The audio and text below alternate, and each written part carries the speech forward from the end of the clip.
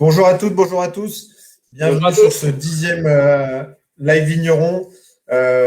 Donc, on est très content de revenir sur les ondes avec cette fois-ci Cyril Lecointre. Donc, on voyage ce soir dans la Loire.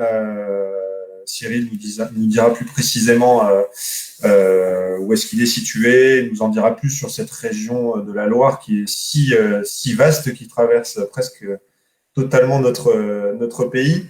Donc, ce 10e live vigneron est fait pour garder le contact avec vous. Comme vous savez, le Club des vignerons lauréats organise 4 et c'était bientôt 5 salons en France pour venir à votre contact, du producteur au consommateur, de nos caves à la vôtre, ce qui est impossible en ce moment. Donc, on essaie d'apporter un petit peu de dynamisme par ces lives, par des services de livraison, des drives, etc. Donc, en ce qui concerne l'actualité des salons, qui va peut-être en intéresser certains, donc le salon de Toulouse, début mars, est évidemment annulé en tant que tel. On ne sait pas si on sera confiné ni combien de temps. Donc, pour l'instant, le drive est maintenu. Donc, il y aura, pour l'instant, le salon de Toulouse se transforme en drive les 5 et 6 mars, toujours à l'école d'ingénieurs de Purpan. Si jamais les conditions sanitaires et si nous sommes confinés de façon stricte, le drive ne sera pas possible. Dans ce cas-là, on s'est réunis cette semaine pour vous proposer une solution. Et la solution qu'on vous propose, c'est de vous livrer gratuitement, que le club vous livre gratuitement à partir de 12 bouteilles achetées, panachées avec tous les vignerons du club. Donc, comment ça marche? Il faut se connecter sur le site internet du Club des vignerons lauréats. Vous avez des tarifs par vigneron. Vous passez vos commandes auprès des vignerons. Et donc, le transport vous sera offert directement chez vous. Donc, en toute sécurité, des caves des vignerons à la vôtre, avec les mêmes conditions tarifaires que vous aurez dans les salons. Donc, on ne pourra pas déguster ensemble et passer un bon moment de convivialité, mais au moins, vous aurez les vins. Pour le salon de nuit. De votre part, d'avoir fait ça. Pardon ? C'est vraiment une super initiative de votre part d'avoir prévu ça, le drive. C'est pour nous, en tant que vignerons, c'est vraiment important de garder une relation avec les clients et par ce biais-là, on y arrive, quoi. Donc, je voulais te remercier, Franck, justement, pour avoir chapeauté ça un petit peu avec Sophie, quoi. Merci à tous de jouer le jeu et puis je pense que aussi c'est l'occasion pour vous de passer des coups de fil à vos clients, ou d'écrire par mail, etc. pour aussi garder le contact et en espérant se revoir très vite physiquement. Donc Toulouse transformé en drive ou en livraison offerte début mars, 5-6 mars. Le salon de Neuilly est donc ne pourra pas avoir lieu parce que l'hôtel Crown Plaza est fermé jusqu'à au mois d'avril. Donc, pour l'instant, le salon est décalé au 7, 8 et 9 mai à Neuilly. Le salon de Nantes, qui a lieu fin mars, est maintenu sous forme de drive pour le moment. Et a priori, on sera au-delà de la période de confinement théorique. Donc, il y aura bien un drive comme l'an dernier au château de la Poterie pour le salon de Nantes.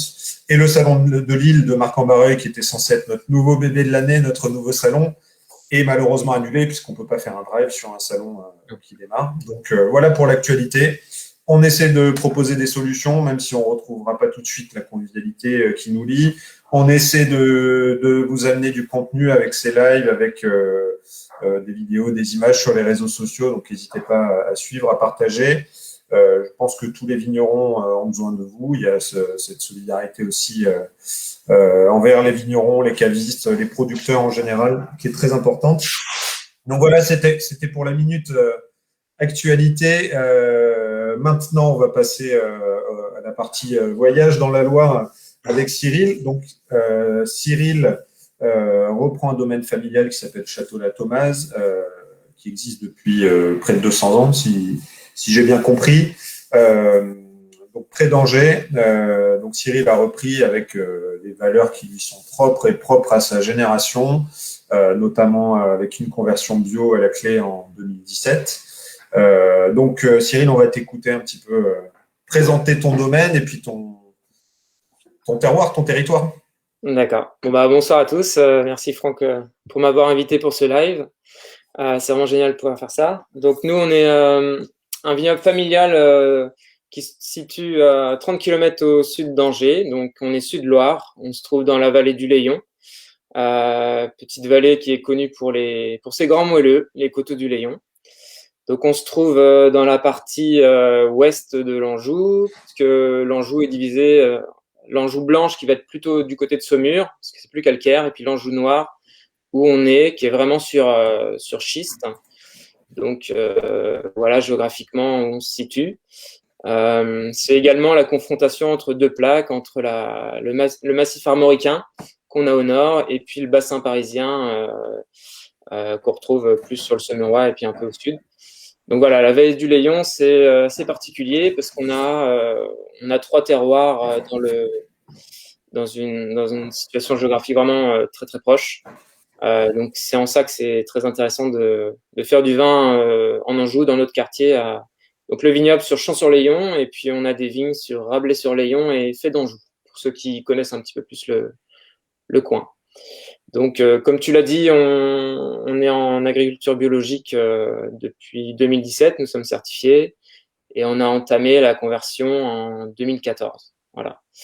Et donc, pour la petite histoire, moi, je suis la 9e génération de Lecointre à faire du vin.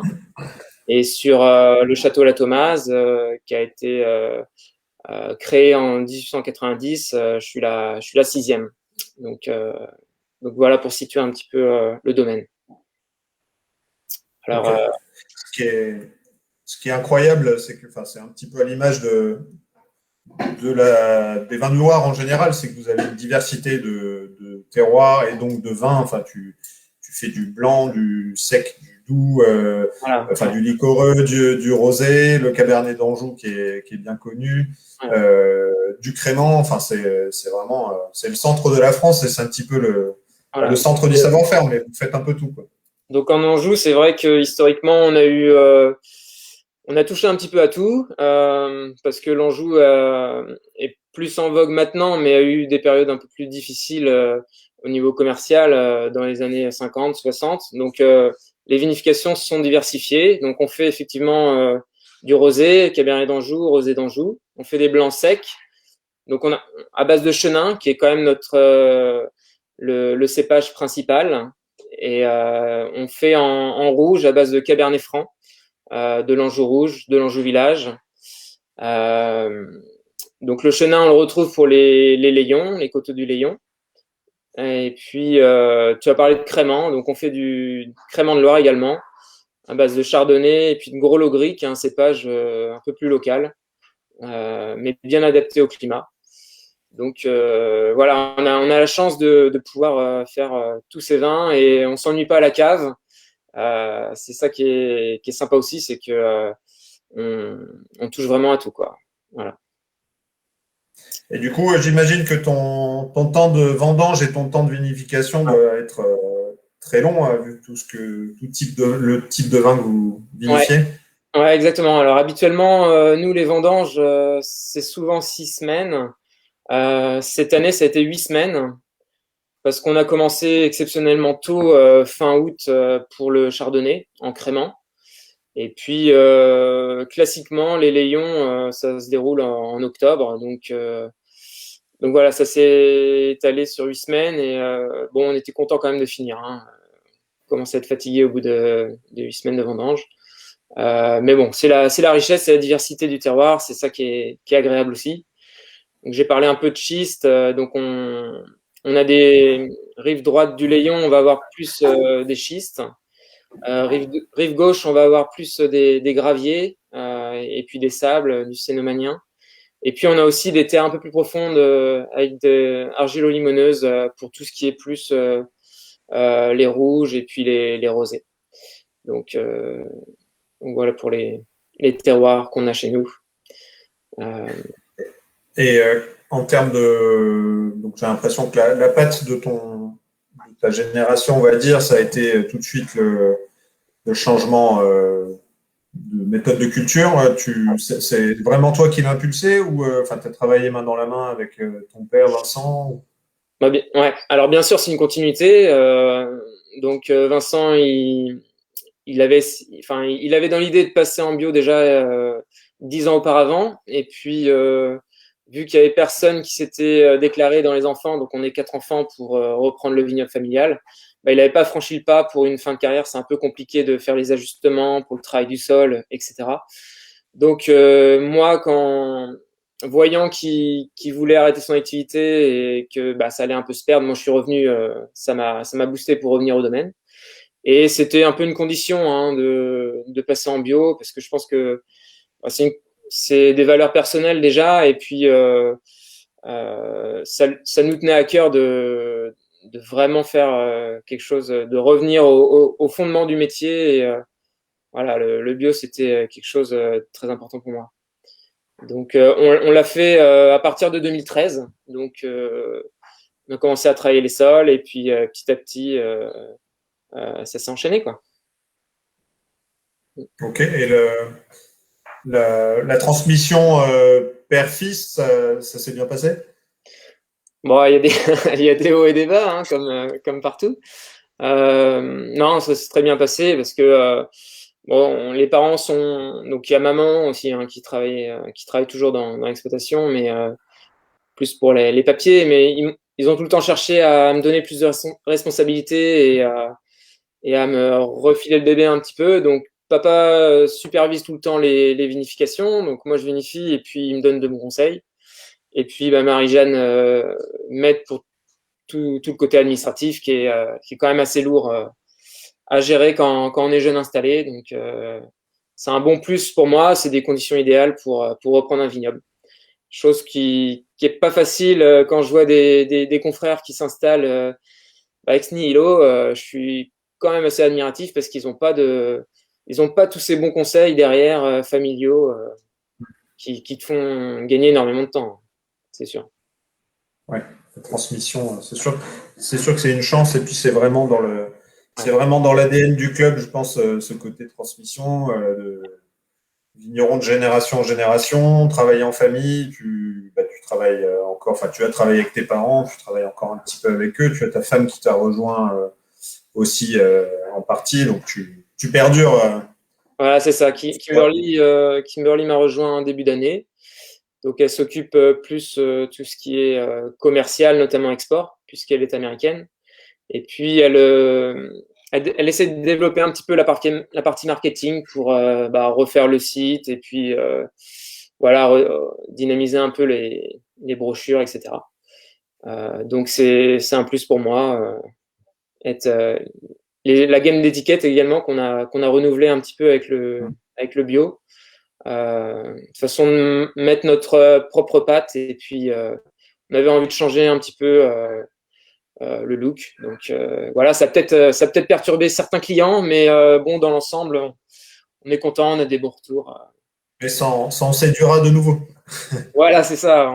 On va essayer de viser d'autres clients et puis notamment les professionnels au niveau des cavistes qui nous font des bons retours. Voilà. Et donc le Château La Thomas fait partie du club depuis je ne sais pas combien de temps d'ailleurs, mais depuis longtemps. Enfin, je crois savoir que ton père était un des piliers et très actif dans le club. Euh, Voilà. Toi, Bah, en tant que jeune repreneur de domaine, qu'est-ce que t'apporte le club? mm. Donc effectivement, papa, à partir de 79, il a côtoyé le club, même avant que ce soit organisé par les vignerons en propre. Et puis, début des années 80, donc il a commencé avec le club des vignerons, lauréat. Donc, effectivement, les clients ont une vraie fidélité envers ça. Donc, moi, je le ressens indirectement parce qu'à chaque fois, on me dit, bah voilà, tu peux pas renier ton père, t'as un peu la même tête. Donc là, on voit le C'est vrai. côté familial. Euh, donc moi, je me considère quand même en jeune vigneron assez nouveau dans le club parce que je suis pas venu beaucoup au salon étant plus jeune parce que j'avais d'autres activités. D'ailleurs, j'étais pas parti dans le vin au début de ma carrière. Donc j'ai changé à partir de 25 ans et je me suis vraiment remis dans le vin à partir de 25 ans. Donc, c'est pour ça que moi, je me considère plutôt nouveau dans le club. Donc, j'apprends à connaître les différents vins, les différents vignerons petit à petit depuis 2016, enfin 2014 maintenant. Donc, tous les salons sont propices pour moi à de nouveaux échanges, à apprendre de nouvelles méthodes et découvrir de nouveaux vins. Donc, c'est vraiment enrichissant pour moi. C'est vraiment une chance de pouvoir participer au club des vignerons lauréats. Voilà. Ok. En parlant de diversité enfin, de la diversité des vignerons du club, il y a, si tu pouvais faire du vin, si tu pouvais choisir en France ou faire du vin ailleurs que dans la Loire, tu irais où? Une appellation coup de cœur, un cépage autre que ceux que tu as l'habitude de travailler? Ouais, bon, c'est une bonne question. Je pense que chaque région a ses atouts. Bon, moi, j'ai découvert le fronton il y a 2 ans, enfin plus spécifiquement avec Jérôme, donc Soriano. Donc j'aime beaucoup la négrette, donc c'est quelque chose qui me plaît bien. Et puis à Toulouse, donc c'était l'année dernière, j'ai redécouvert un petit peu les vins de Mâcon, du Mâconnais avec William. Donc bon, ça, je trouve ça très très bon également, donc je le conseille vivement. Après, je pense que chaque C'est le région. prolongement de la Loire. Ouais, c'est le prolongement de la Loire. Ouais. Mais donc voilà, si je pouvais en citer déjà deux. Après, j'adore Cours-les-Mules, j'adore le Jura, j'adore. Il y a plein de diversité très intéressante dans le club. Ouais. Et donc à découvrir dans les salons quand la vraie vie reviendra l'année prochaine, espérons-le. Mais c'est vrai que de pouvoir goûter dans un salon une quarantaine de vignerons de toute la France, enfin quasiment, il y a plus de 150 appellations dans le club, donc dans des lieux plutôt à taille humaine ou avec le vigneron derrière la bouteille, c'est des bons moments. C'est le meilleur moyen de découvrir un cépage, une appellation. Pour terminer, peut-être que tu peux nous parler d'un de tes coups de cœur. Enfin, tu as forcément un vin en ce moment chouchou de ta gamme, hein, de ce que tu fais pour le coup, dont tu aurais envie de nous parler. Ouais, bah je peux. Là, je suis en train de goûter Voilà, je sais pas si vous voyez à l'écran. Hop, voilà. Donc ça, c'est le Cosmos. Donc c'est un 100% chenin. Donc c'est un sec, hein, un blanc sec en Anjou blanc. Donc on l'appelle chenin parce que c'est 100% chenin. C'est sur les plus grands terroirs qu'on utilise également via la pourriture noble pour les coteaux du Layon. Donc là, il n'y a pas de pourriture noble, c'est le stade juste avant, c'est-à-dire des raisins bien dorés, très très mûrs, mais pas encore envahis de pourriture noble. Et donc celui-ci, donc qui est au Guy d'Achette, là, il a été élevé 9-10 mois en barrique, en double barrique de chêne, et puis a été réalisé la fermentation malolactique.